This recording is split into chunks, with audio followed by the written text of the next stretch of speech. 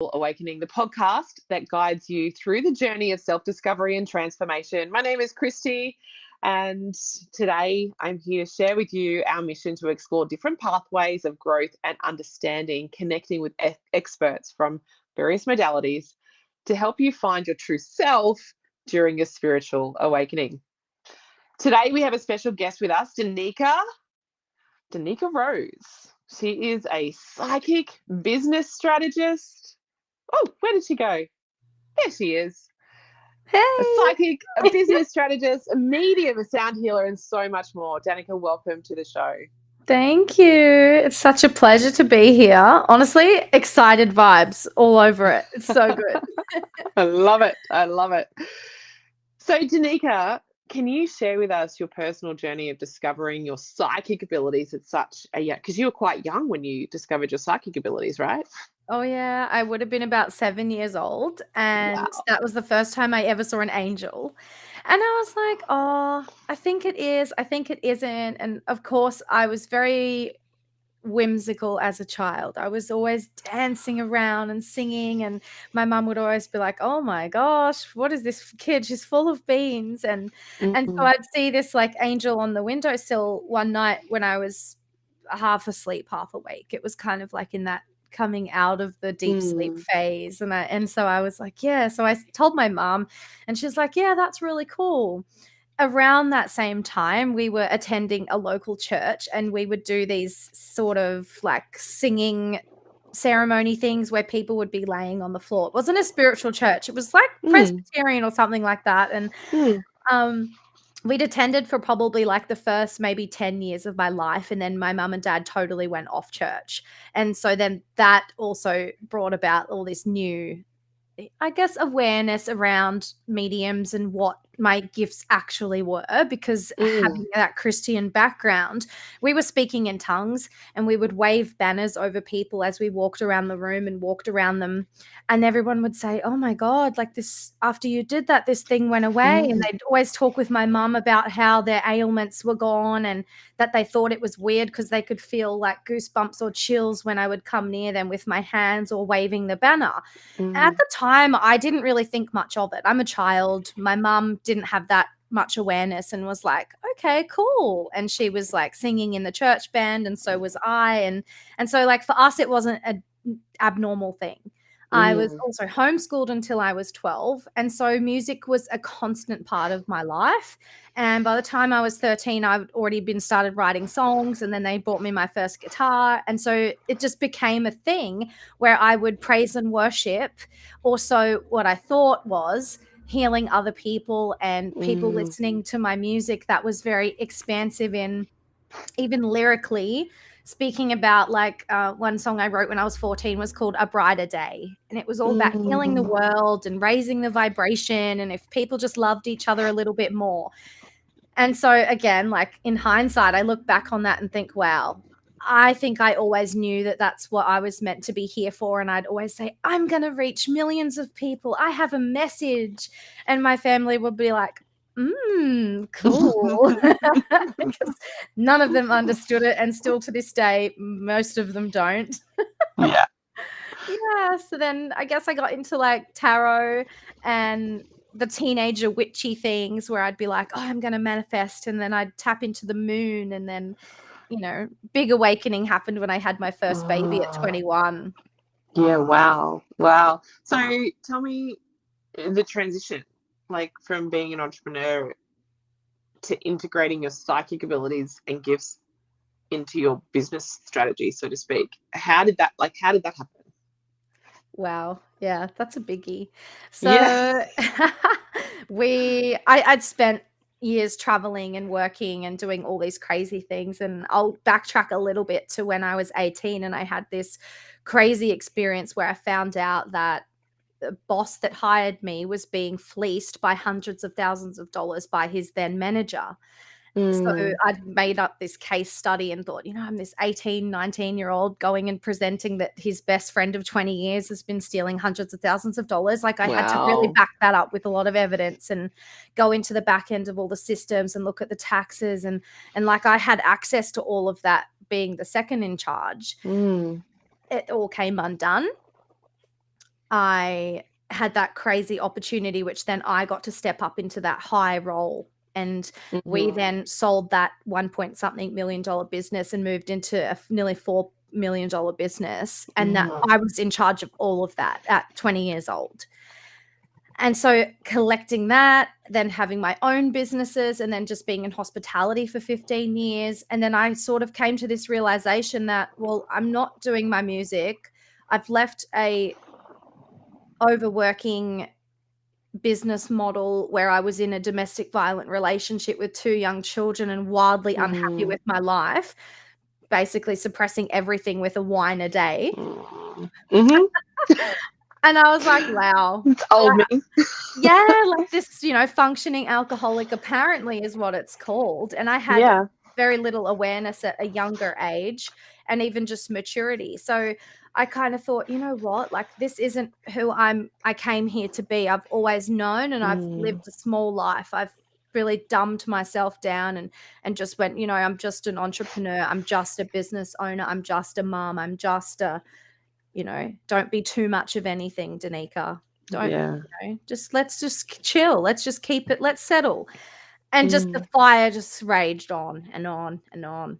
And I realized that through my uncomfortability was really where I learned how to navigate growth in a different way than I can see other people doing it. And that my desire had always burned a little brighter and stronger than anyone else around me. So as my frequency shifted, the environment shifted, the people around me shifted.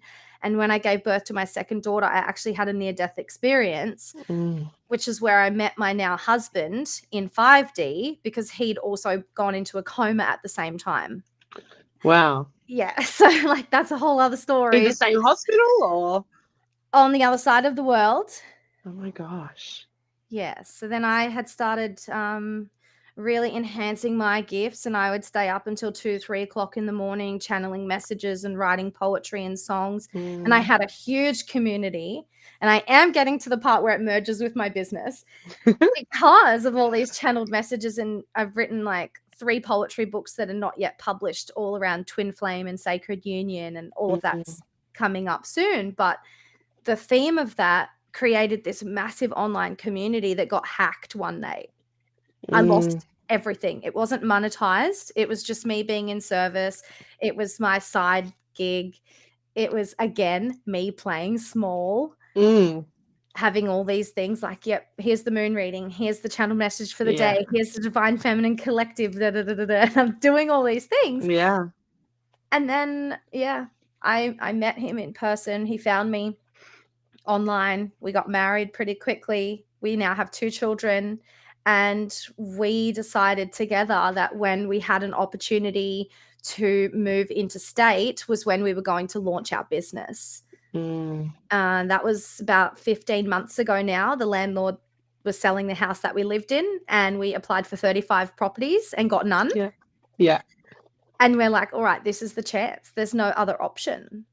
There really wasn't another alternative that we could see that didn't mean that we had to move to another state. And we knew it was all divinely guided. We were just resisting it for a couple of weeks. Yeah. A couple of weeks, 35 applications. Yeah. And I just said, you know what? I'm going to take it all online. I'd been doing face-to-face consulting, and I'd already been helping many people build their businesses and mentoring women just in my general circle and in my own life with my business connections. And then that's it. And initially, the funny part is I was calling myself an intuitive business coach. Yes. And I laugh now. And it's, of course, got nothing to do with anyone. If you're an intuitive business coach, amen, go sister, love you, do it. But I wasn't saying that I was psychic. I wasn't saying that I channeled light language. I wasn't being honest about my ability to read business blueprints. And that's how I was actually helping people. Like there was a lot of things that I was still in hiding about for the first 4 months of my business. Yeah, it's like, when I came into this space, I had people say, oh, maybe you should call yourself an intuitive. I was like, no, I'm totally owning this part of me. I haven't owned myself for my entire life. It's not who I am, but it is what I do. And it's what I'm here to bring to the world. So I'm totally owning it. And it's amazing how spirit or the universe, whatever you want to call it, God, Christ consciousness, like gets on board when you actually own who you are and commit to your life, right? Yeah, and even like the capacity to hold expands because you're just in deep ownership of yourself. There's no Mm, resistance to the truth of like who you're being. And so no. everything else kind of just falls into place and you're like, oh, and you could Mm, call it quantum leaping. You could call it manifesting or law of attraction, or what I love to use a lot is self-concept and law of assumption. So I just, it's mm-hmm. inevitable. It's already done. Yeah. Otherwise I wouldn't have these desires. I wouldn't know No. that any of this was even accessible. It wasn't going to be called into my vortex if I wasn't already edging towards that frequency that I'm operating at. So it's kind of Yeah. a no-brainer for me. And that's really one of the frequencies that I pass to clients that are kind of in a bit of self-doubt, or they're not Mm, sure where their business blueprint is kind of going. And they're not even really at times expanded to the potentiality that things could go wild and that it's international. I love the 1111 mm. as I said that. Like, anyone listening, your business could go wild. Are you Yeah. open to it? Truly, in all Yeah. essence, in all Are you, systems. yeah. Are you playing in the realms of if anything was possible? Yeah. Are And you then, like, dimming yourself down to make other people feel comfortable? and even on a structural side, because I'm like strategy and soul. So if you Mm. don't have systems in place, which is that masculine safe container for you Yes. to explode in your creation, Mm-hmm. like, are you actually going to have enough regulation to know that if 1,000 people just dropped in, or 100 people dropped in, or Yeah. 5 people dropped in, what are you going to sell them? Where are they being Yeah. led on your client journey? What is it actually being, presented to serve Yeah. them? Yeah. Gotta have Right. clarity. Mm. Absolutely. Now, you do speak, talking about marketing, you speak about authentic marketing. How does authentic marketing, like, what's the concept of that and how does it align with soul centered businesses? Yeah, and I love how you said align, because a lot of the time people will say authentic marketing is about just being your true self online.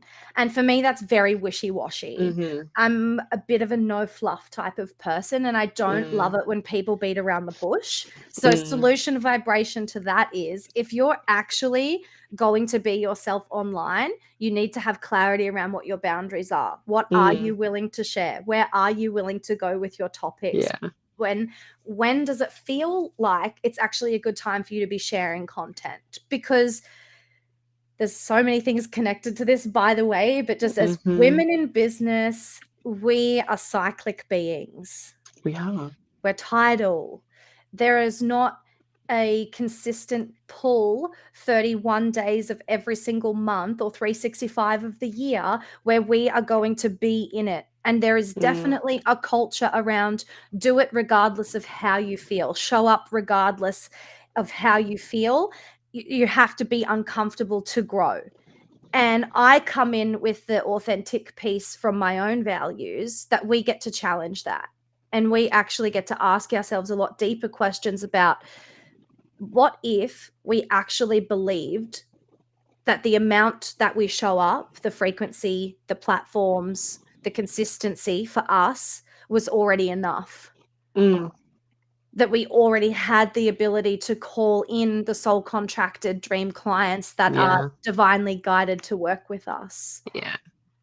And that authentic piece that really gets to be poured over your content and your marketing strategy, it's about being yourself in all areas, not just only front facing, Mm, not only you being your larrikin self with your team or your serious CEO only at certain times. It's still about having boundaries, mm, but it's not about having restrictions.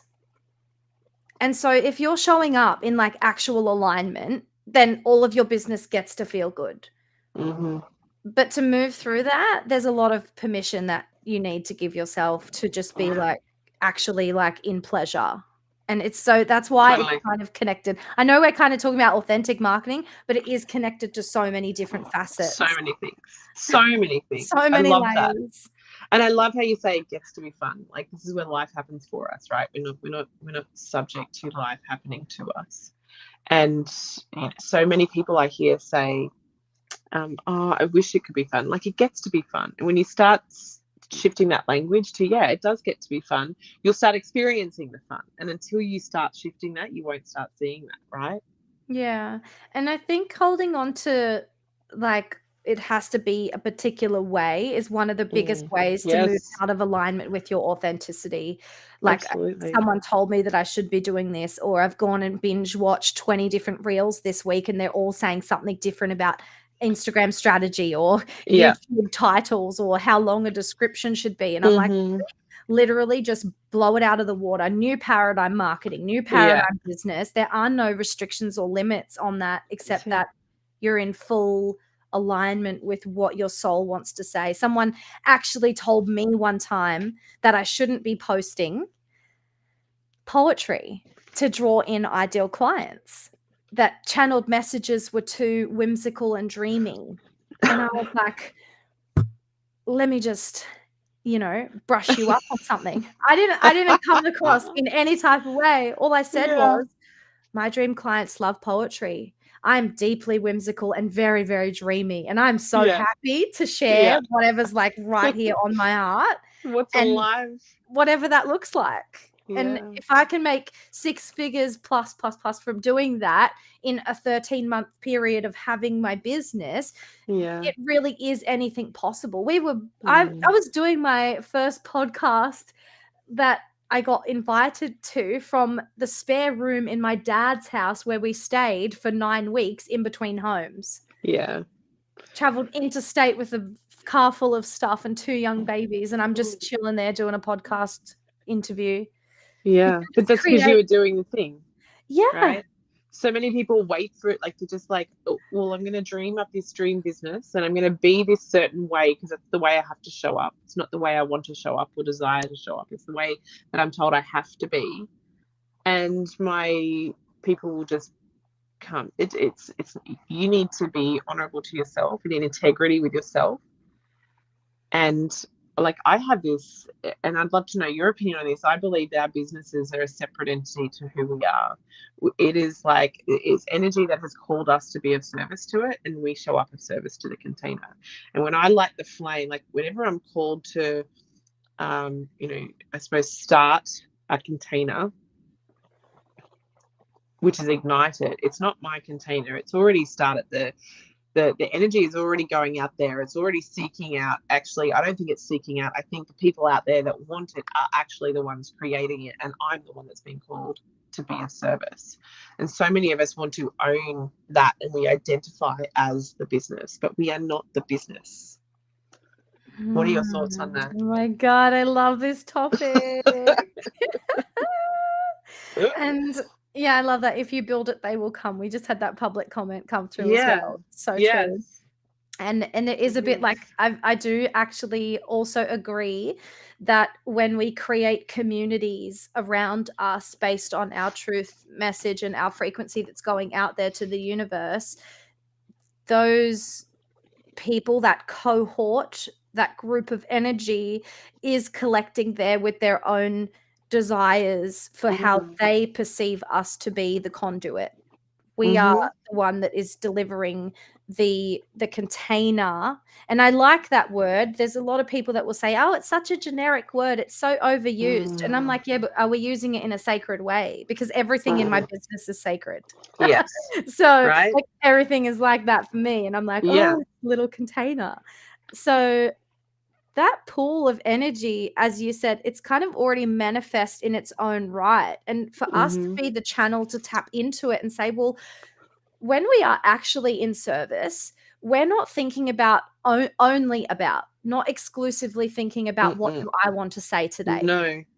We're thinking about how best to serve, and then pulling in that energy field from what the questions and desires of our community actually are. And going further than that, we can talk about branding. There's personal branding, and then there's just branding. And that's like your brand kit, your colors, your logo, all of your vibration still filters into that, the frequency Yeah. of everything you're creating. But when you're presenting as a personal brand or a service, in particular service-based businesses, because they, and when I say they, I mean the business entity's desire to have airtime with you as the face of the business. It's very Yes. rare that there is a service-based business that doesn't desire for the person that is in ownership of that channel to actually be front-facing. And there are strategies that you can work in around not having to be on lives. You don't have to be on reels. Like we're talking about podcasting, amazing email marketing sequences, evergreen courses that are pre-recorded. There's tons of things that you can do that don't mean that you're constantly on a live. It doesn't mean that you need to be as interactive as Christy and I are today.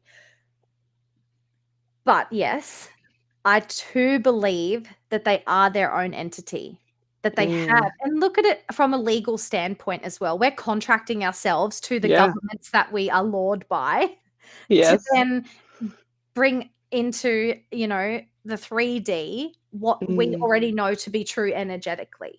But it's a contract. It's also physically, spiritually, and financially a separate entity. We also have separate business bank accounts.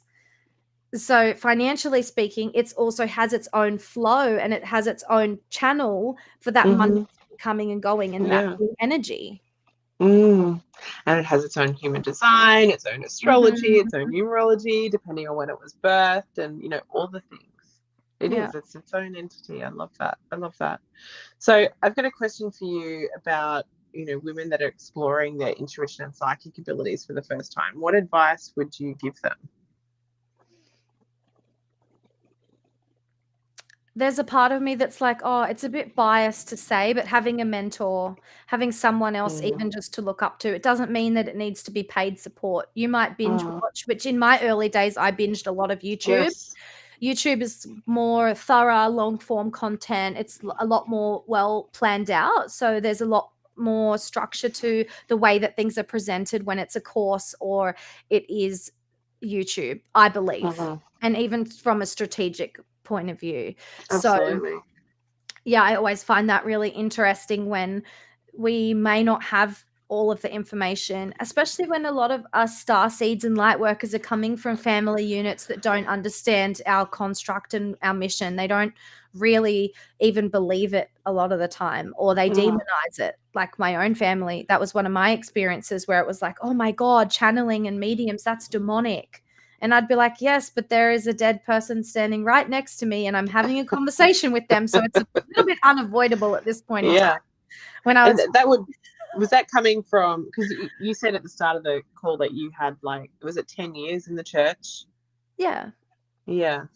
So do you see a lot of religious trauma in my work?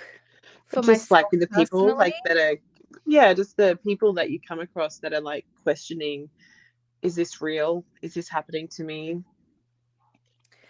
I actually think that there's potential. I may have healed that much earlier on in my lifetime. And so I don't actually see a lot of that in my current waking life. I don't. On a collective level, there's still themes of that, but I don't believe it's part of my mission, which is probably why I'm not really attracting that. At the moment, my soul blueprint is really focusing a lot on wealth creation for other people and making sure that they are understanding where they can best spend their prioritization to bring about their light work in whatever form that looks. I don't exclusively work with spiritual business women, meaning they're not selling that. They're not just healers. They're not only in that frequency to collect income based on helping people spiritually. They can sell a lot of other things. So you kind of, you're not working with just spiritual businesses. You're working with businesses sort of across the board. So you keep mentioning business blueprint, and I have an idea of what that is, but some of our viewers may not. Can you explain to us what you mean when you say creating your business blueprint? Yeah, so this is where you would literally tap into the channel of the business entity. And for Mhm. me, that presents in different textures. It can be visualizations. I do also have clairaudience. So sometimes there will be a particular sound that actually comes to me, which I then have programmed into my own knowing that it's telling me a certain thing. For Mm. example, like waterfalls to me represent overflow. So it Mhm. could be overflow, and then whatever else is represented in that vision, I can then expand on that and tap into what it means for that particular person. I'll give a really clear example so there's something to compare it to, though, just for like clarity's sake. A business blueprint where the woman is unclear, very misaligned, not confident about her offerings, unsure Mhm. about what potential there is for avenues of marketing that has shown up for me before, that might look like sand, literally liquid sand. It's able Mm. to filter through, it's got very unstable energy, it's very turbulent, there's no structure to it.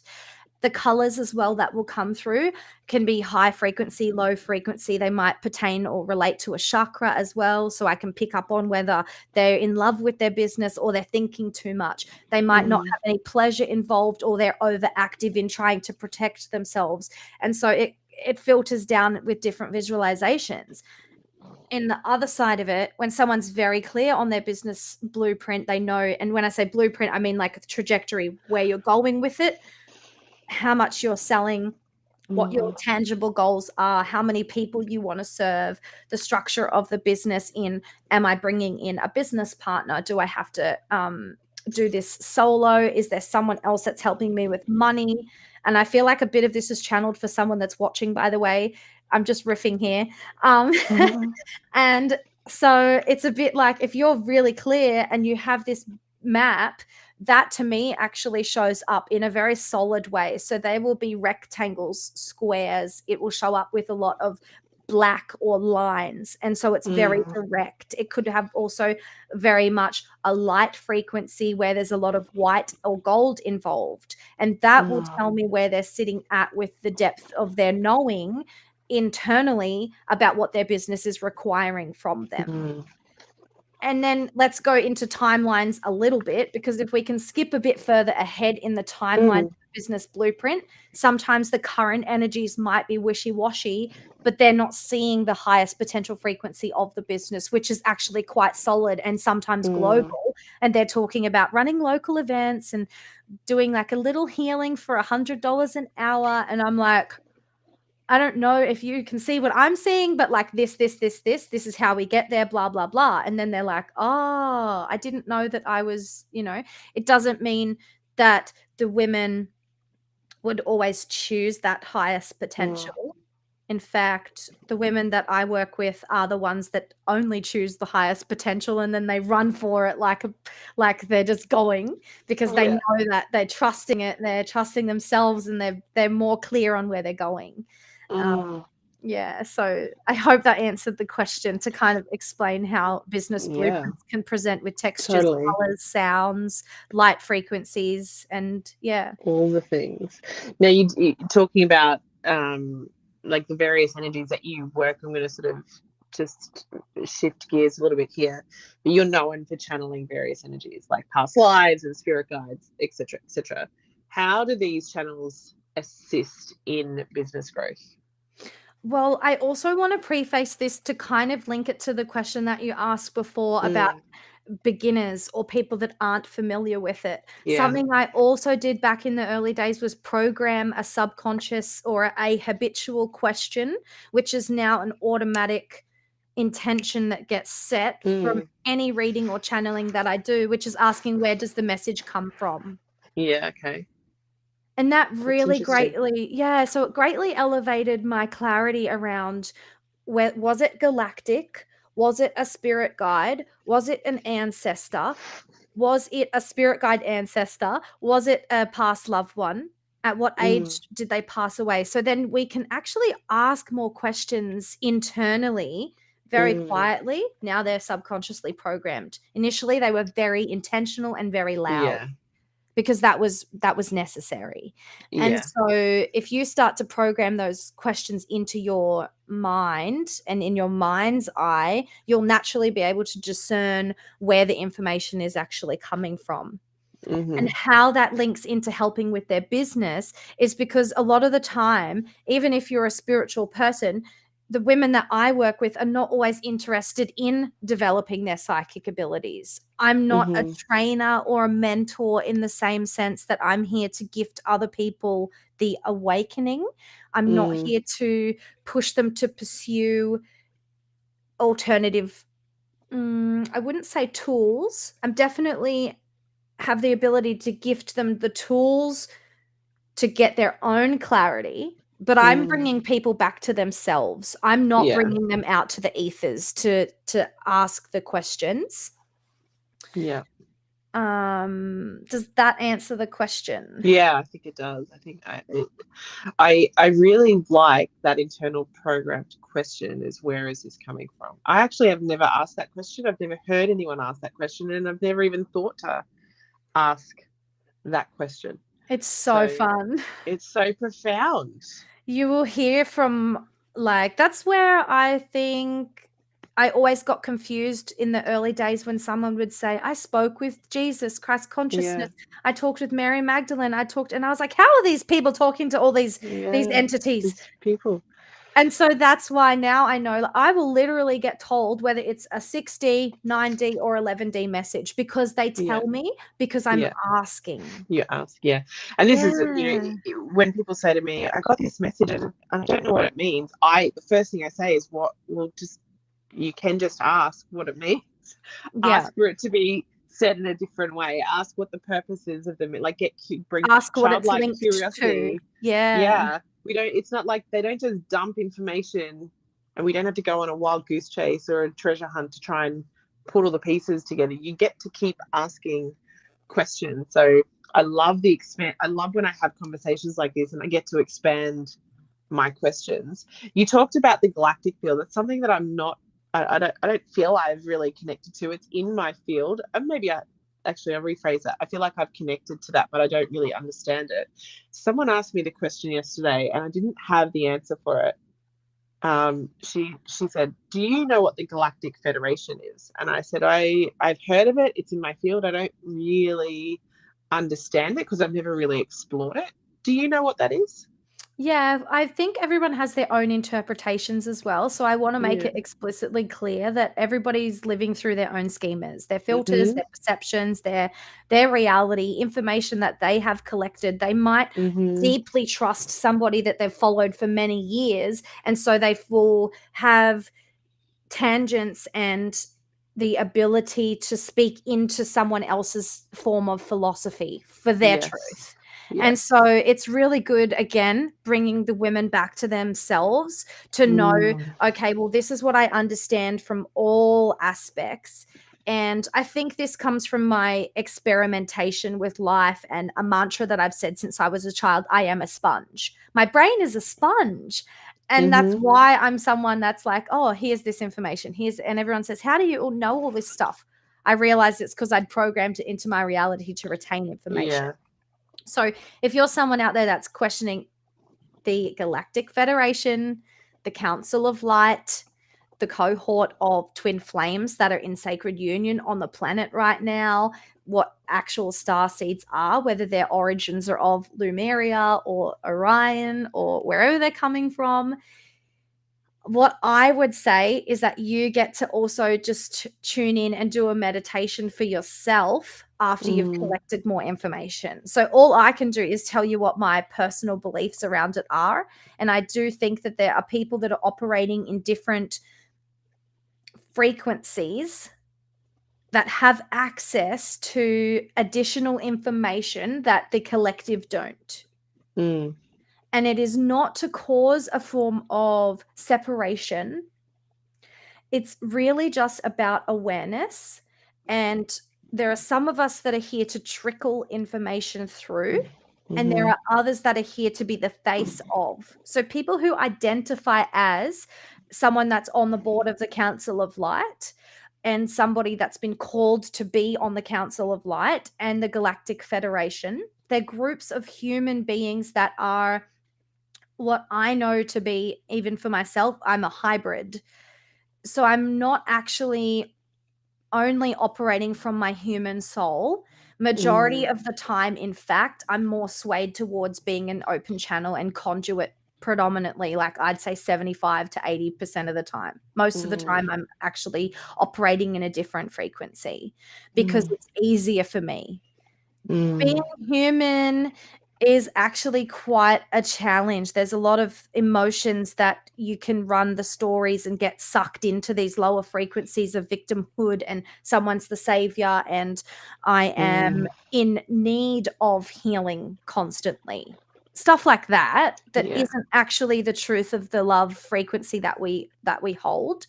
So if we identify with a label, sometimes it's easier for other humans to distinguish the difference between where we sit and where they sit because our ego loves to separate for understanding.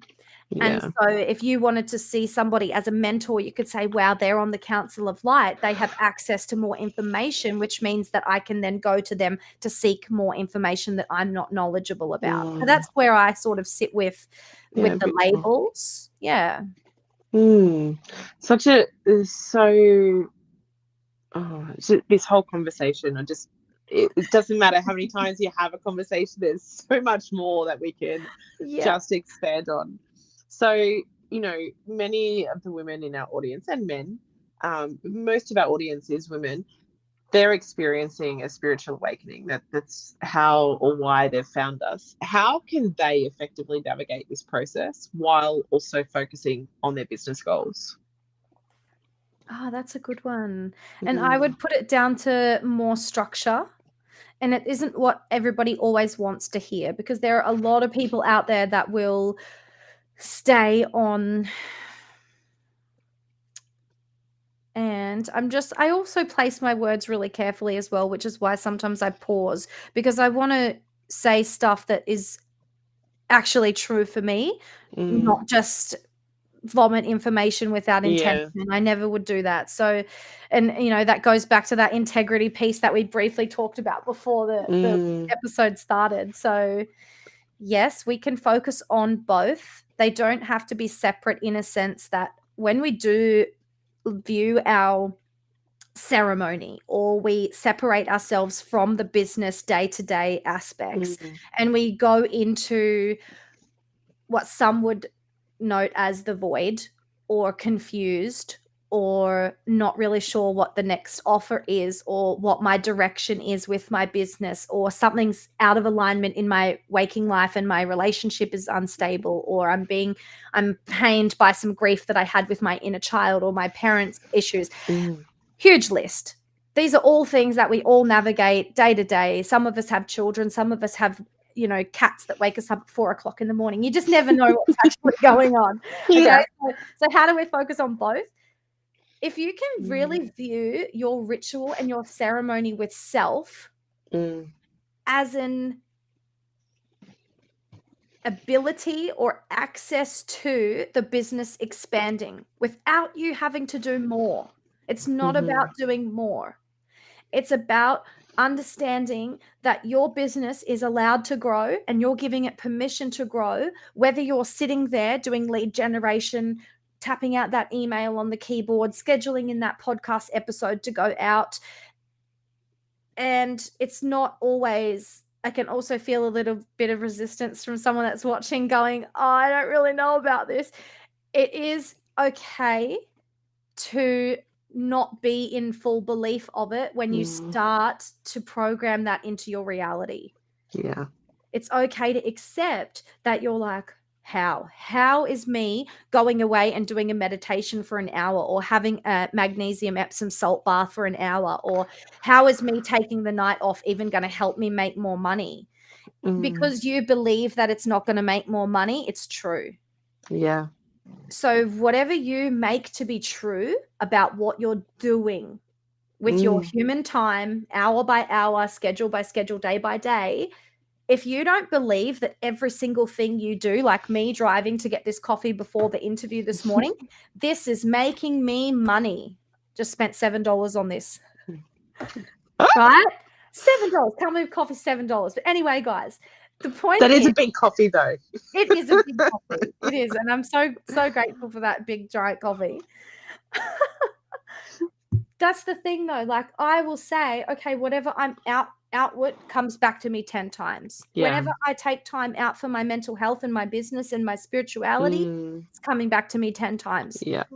I've just totally programmed. And in the beginning, by the way, I also thought I was crazy. I was like, I'm just going to say this because I felt like it was fun. Okay. I would be like, oh, my dream clients just find me. People that need me will find me. People that land on my page find me. And it's not because I have zero strategy. It's not because I'm not still hitting the marks of like, I'm educating, I'm entertaining, I'm still reaching out, I'm creating brand awareness. I love my aesthetic look on my Instagram feed. All of that is still true.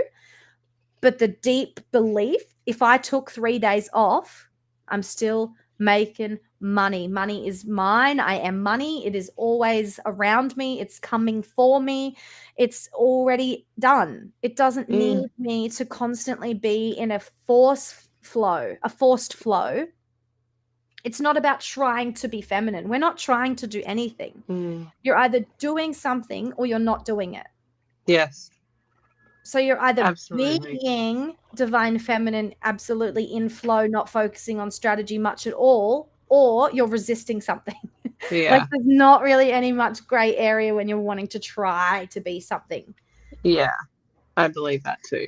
I think, like one of our viewers has just said, intention is everything. Yeah. This is, whether it's to do with your business, setting goals and targets and what you want to accomplish, your passion, your purpose, what you want to do next year, whether it's cleansing energy from your house, it doesn't matter what you use. The most important thing is to do it with intention, because if you have nothing but intention is actually all you need. Yeah. And it reminds me of even when I was moving house and I had to obviously I wasn't going live and I wasn't doing my normal readings in my group and I wasn't doing a lot of client outreach. I was very, very, very busy with 3 at the time. Anyway, it was busy. It was really busy. Okay. So I wasn't all in focusing only on my business growth. I wasn't in that phase. But what I was doing was cleaning out a heap of clutter and boxes of stuff that I just hadn't touched for a few years.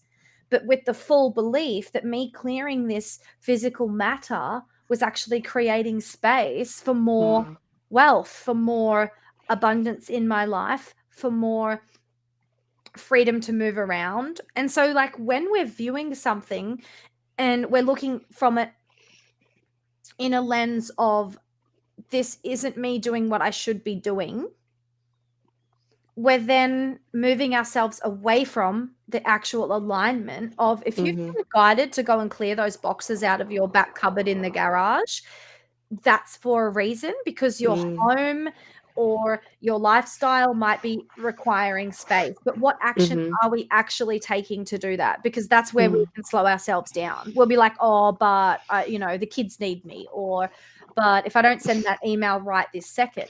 But we're getting these nudges for a reason. Yeah. And so we can really harm ourselves and sabotage in ways that we're sometimes unconscious of. Yeah.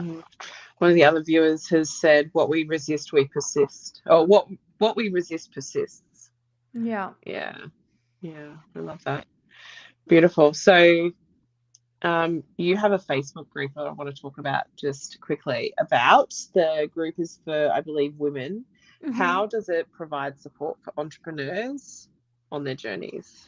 Oh, I love that. So sometimes I throw in their marketing tips as well. It's called Conscious Business Creatives. And I do have a couple of men in there as well, just because they're already kind of in that expansive. But my targeting is all for women in business. It's about scaling business. So it's just random tips about blogs, strategy to do with Instagram and marketing, but most of the time it's me going live on certain topics, whether it's to do with the business strategy or it's to do with the soul aspect, where I just do intuitive live readings. And I don't always use cards because these days I've programmed it to not have to have that visual cue. But Hmm. yeah, when I actually go live, if there's a lot of people on the live, I use cards because they're a bit of a cheat sheet for me, where I can Yeah. quickly pull information from the cards so that I can serve more people in a shorter amount of time. But Mm. otherwise, if I'm just going live and there's only like 10 or so people on there, I'm like, yeah, we're cool. We've got half an hour. We'll get through everyone. And yeah, so people can just comment there, ask general questions about like business growth and soul aligned business growth, or any of the topics that we talked about today, really. Beautiful. So, the other thing, you can offer insights on merging the realms of manifesting and like practical goal setting, right? Oh, definitely. On Yeah. people's journeys. Can you tell us a bit about that? Like, I know that your take on manifestation is a little bit different to others from. Hmm. Interesting. Okay, so Mm, I actually believe that there are many ways, and I'm not the only one on the planet to believe this. I know that to be true as well, that mm, there are many ways for people to manifest. But one of my abilities is to help you to unlock what your manifesting style actually is. And I don't mm, have at the moment like a quiz or something that you can fill out for that. It's more about investigating through journal prompts or live in call, or if people jump on an actual private call with me, then it's easy. Within me asking a few intuitive questions, I can kind of unpack it. So manifesting might actually look like having to listen to affirmations or doing mirror work, saying it to mhm, yourself on a repetitive basis, putting sticky notes around your house. It could be setting intentions and using the moon, depending on where you're at with that awareness. You might also need to journal and write things out, like a future self journal, or mapping things out with vision boards and being a visual mhm, learner. You may have to actually record your own subconscious reprogramming meditations for yourself. I do those for clients as well because I channel them from their higher self. So there's mm, many, many different techniques that are involved in manifesting, but it all comes back down to actually knowing what your individual manifesting style is and what is the mm. tool that best serves your own manifesting style, because there's no one way to do that. No, definitely not. I think too, like, you know, in the world of business, we talk about manifesting our dream clients and manifesting our dream bank accounts and our dream holiday and our dream this and our dream that. But I think the thing that often isn't spoken about is the connect. So it's one thing to manifest, but you can't just sort of put something out there and sort of hope that it's going to come to you, right? You have to actually do the work.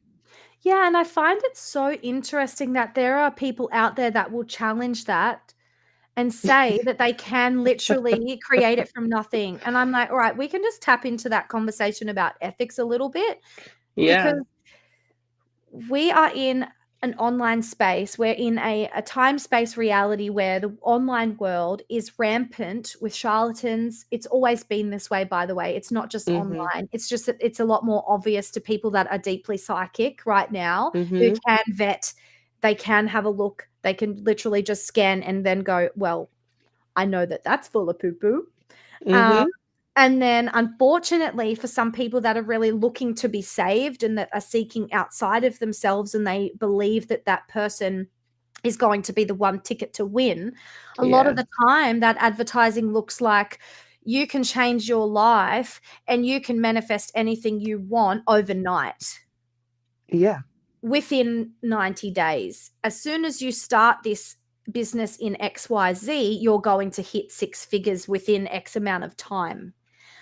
And I really want to just highlight that, yeah, you absolutely can. But there is a lot more involved with quantum leaps, with soul contracts, with past lives, with the genetics, even like the way that our DNA is actually programmed to hold wealth. Because what we're Mm-hmm. talking about here when we talk about business, it's not just like I'm going to have this business for 12 months.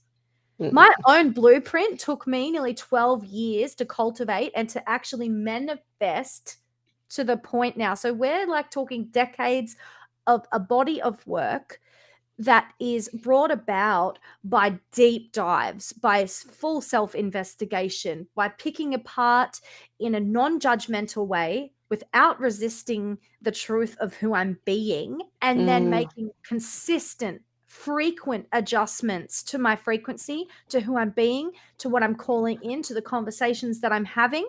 So whenever you are hearing someone say, I made 6 figures in 13 months, I made more than 6 figures in 13 months. That is a fact. All right. And I did hit more than 5 figures in the first 5 months of my business. But I mm, have worked my behind off for the last yeah, 16 years to be the woman that I am now. There is no yeah, denying that the amount of personal, spiritual development, emotional maturity, support systems around you, being able to receive, like there is hmm. I'm so passionate about this topic. I'm like I can breathing tell. fire Can you down guys the hear the camera like a passion? I can hear dragon. the passion. Oh my God. It's like your voice Rah! cracking. All Ah, right. love it. Let it loose, because people Let it need go. to actually hear the truth Yes. of it. They need to understand, and I desire for people Yeah. to really see that to be actually transparent means to not Mm, give people the illusion that everybody can do what I yeah. did, because that is false. Yeah. The other thing, especially in this business world, people saying, and I'm not saying this doesn't happen. People do earn six figures, but they do the work. The other Yeah. thing that a lot of the people that are preaching, earn six figures in this amount of time, they don't talk about the money that they've spent on advertising. And Yeah. when you look at Facebook ads, it's not cheap to do Facebook advertising and Google and whatever. For previous businesses, I've used that before. When you actually take your expenses out, they're not anywhere near six figures. Yeah. And And I'm can not saying we, that's a bad thing, but let's just be fucking real, yeah. right? Let's not set people up for failure right from the get-go. Yeah, because we can flash cash and revenue all we want, but what was your actual profit? What did your Right? tax return look like? Like, don't Yeah. bullshit me. Right? And the other part of that is what I really wanted to say was, if you are spruiking, I made X amount, or I did, yep, okay, maybe I spent a lot of money on advertising or something. I only market organically. My specialty is Mm-hmm. micro audiences. I Mm-hmm. probably have around, the last count that I did was around 2,500 people in my audience. That's it. Mm. And I've already hit that mark. I had way less than that when I'd hit my first 5 figures, and they have been Mm-hmm. consistent months. And I'm not going to hide that fact. I'm very proud of what I created, because I spent 10 years working on what podcast would I talk about? What would I do this? How am I going to do that? Yeah. And learning all the things that there was to learn about business strategy and Mm. marketing and all of those Yeah. things online. And so, why I'm bringing this up is because we're not just talking about financial investment in business growth, your time away from your Oh my family, gosh, yes. investment, your late nights, your 7-day working weeks, even if you're only working 3 days a week. There was a time where I also was helping my friend in her cafe for 2 or 3 days a week while I was Mm. still growing my business this year. In the last 12 months, I Mm. would work 3, sometimes 4 days a week. I'd manage my kids interstate, and then I have 2 young children that are under 3 years old living with me right now, my little boys. So we're navigating a lot of things. Mm. While I can say, "Oh, I don't pay for any advertising," I pay for advertising with organic marketing by my Yeah, time with the that I spend. time. Yeah. Yeah, this is, even in programs when people in my free masterclasses, people are like, it's free, they're not investing. I'm like, they are investing. Yeah. Even in the masterclasses, they're investing their time to be there. There's two ways that, in the coaching world or in the business world, we transact or let's say energy is financially Yes. or Yeah. with time. Yeah. Yeah, and Yeah. then it's a bit funny as well when I hear people say, if you have a free offer and people opt into your free offer, it means that they're not going to go all in on it because they haven't Mm. put it down. And I sell high ticket, okay, like 5-figure high Yes. ticket. I also sell $22 ebooks because Yeah. why? Offer stacking. Who doesn't love a good Yeah. ecosystem? Right. Yeah, and I love to be accessible. That's one of my main business Yeah. values. And just going even further than that, like you've got to have not just accessibility and knowledge and information that you're sharing, but it's Mm. really important to know where you're at with the type of people that you've got in your current community to be able to sell to, because that'll come down to your branding and your messaging and what you're actually saying Absolutely. in your content. There's so Yeah, many moving absolutely. parts. So many. And, you know, some people aren't ready to fully invest in themselves. They haven't quite got there yet, or they don't see the value in themselves, like the worthiness in themselves to invest. But who's to say that at some point they're not going to do that, right?